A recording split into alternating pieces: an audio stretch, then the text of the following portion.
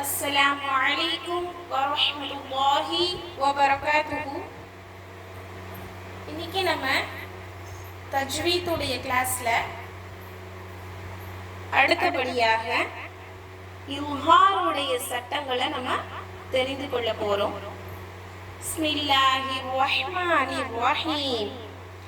First நம்ம basics தெரிஞ்சுக்கணும். இல்ஹார்னா என்ன, இல்ஹாருடைய எழுத்துக்கள் எத்தனை, அவை யாவை, அப்புறம் இல்ஹாருடைய சட்டம் என்ன அப்படிங்கறத நம்ம பேசிக்ஸை ஃபாலோ பண்றோம்.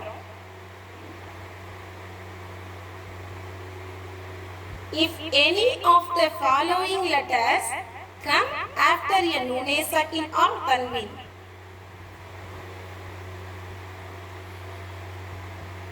இல்ஹாருடைய 6 எழுத்துக்கள்ல எங்க வரும் அப்படின்னா after a nun sakin or tanween, nun sakin அல்லது தன்வீனுக்கு பின்னால்.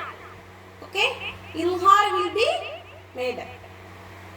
அதுதான் நம்ம இல்ஹார் என்று சொல்றோம்.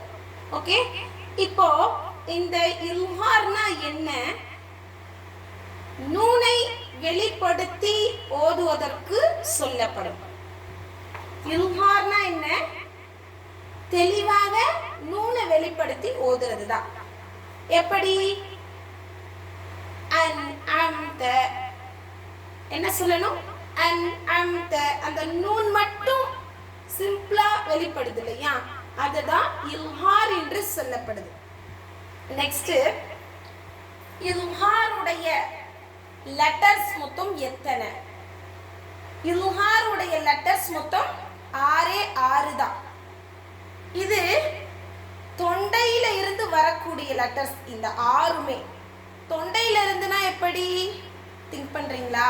பாருங்க, ஹம்ஸா, ஹ, ஐன், ஒயின், ஹ, ஹ. இந்த 6 எழுத்துக்களுமே நம்மளுடைய தொண்டை பகுதி இருக்கு இல்லையா, ஆரம்பம், நடு, அடிப்பகுதி அப்படின்னு 3 வகையா பிரிச்சிடுறாங்க. அப்ப இந்த 3 வகையா பிரிச்சதை தான் சேர்த்து நம்ம 6 எழுத்துக்கள் தொண்டைக்குரிய எழுத்துக்கள் அப்படின்னு நம்ம சொல்லுவோம். அப்போ இதை நம்ம மக்கப் பண்ணணும். எப்படின்னா, இல்ஹாருடைய எழுத்துக்கள் மொத்தம் 6. அவை என்னென்னா ஹம்ஸா, ஹா, ஐன், ஹா, கைன், ஹா அப்படின்ட்டு நம்ம என்ன செய்யணும், மக்கப் பண்ணிக்கலாம். இல்ல நான் சிங்கிளாவே பார்த்துக்கிறேன் அப்படின்னாலும் ஹ, ஹம்ஸா, ஐன், கைன், ஹா, ஹா இப்படி நீங்க என்ன செஞ்சுக்கலாம், மக்கப் பண்ணிக்கலாம். இப்போ இந்த இல்ஹாருடைய 6 எழுத்துக்கள் பார்த்துட்டோம் இல்லையா. அடுத்து இதோடைய சட்டம் பாருங்க. இல்ஹார் மீன்ஸ் டு, இந்த இல்ஹாருடைய உச்சரிப்பு சவுண்ட் இருக்கு இல்லையா, அதை நம்ம நசல் அப்படின்னு சொல்லப்படுது. அந்த நூனை வெளிப்படுத்தி நம்ம ப்ரொனவுன்ஸ் பண்றோம். சிம்பிள். இப்போ இந்த இல்ஹாருடைய முழுமையான சட்டங்கள் பார்க்குறோம். ஓரலா நோட்ஸ் எடுத்துக்கோங்க. நூனே சாக்கின் இப்போ நம்ம ஆல்ரெடி உங்களுக்கு சொல்லி கொடுத்துருக்கோம் இல்லையா.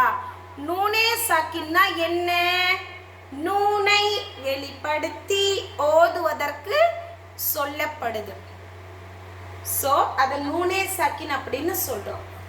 ஏதாவது எழுத்துக்கு மேல தோ ஜபர், தோ ஜேர், தோ பேஷ் இவெல்லாம் வந்துச்சு அப்படின்னா இவைகளை நம்ம என்ன சொல்றோம், தன்வீன்னு சொல்றோம்.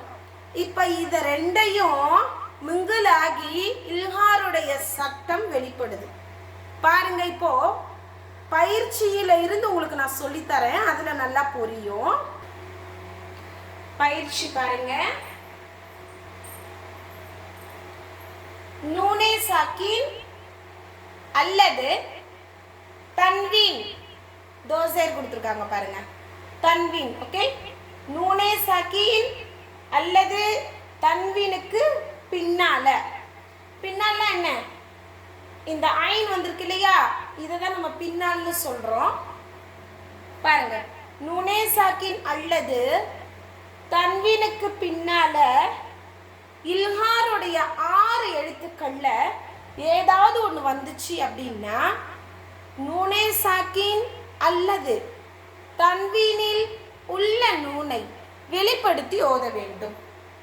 இதோடைய ஃபுல் ஃபார்ம் சட்டம், இது ஒரு பேராவா எழுதிக்கோங்க. நான் மறுபடியும் உங்களுக்கு ஸ்க்ரீனில் காமிச்சு சொல்கிறேன். நூனே சாக்கின் அல்லது தன்வீனுக்கு பின்னால் இல்ஹாருடைய 6 எழுத்துக்கள்ல ஏதாவது ஒன்று வந்துச்சு அப்படின்னா நூனே சாக்கின் அல்லது தன்வீனுக்கு உள்ள நூனை வெளிப்படுத்தி ஓத வேண்டும். இந்த சட்டம் பேராவா எழுதிக்கோங்க. இது நம்ம இப்போ காமனாக இல்ஹாருடைய சட்டம் சொல்லுங்கம்மா அப்படின்னு சொன்னால் நான் சொல்லி கொடுத்த இந்த மெத்தடை சொல்லணும். இல்ஹாருடைய எழுத்துக்கள் 6, நூனே சாக்கின் அல்லது தன்வீனுக்கு பின்னால இல்ஹாருடைய 6 எழுத்துக்கள்ல ஏதாவது ஒன்று வந்துச்சு அப்படின்னா தன்வீன் உள்ள நூனையும் நூனே சாக்கின் உள்ள நூனையும் வெளிப்படுத்தி நம்ம ஓதணும். இதுதான் இல்ஹாருடைய சட்டம் அப்படின்னு நம்ம என்ன செய்யணும், காமனா ஓரலா சொல்றது.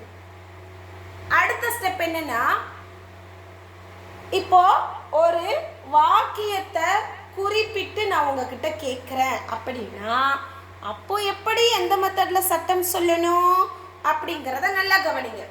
இப்போ பாருங்க, an am the an am the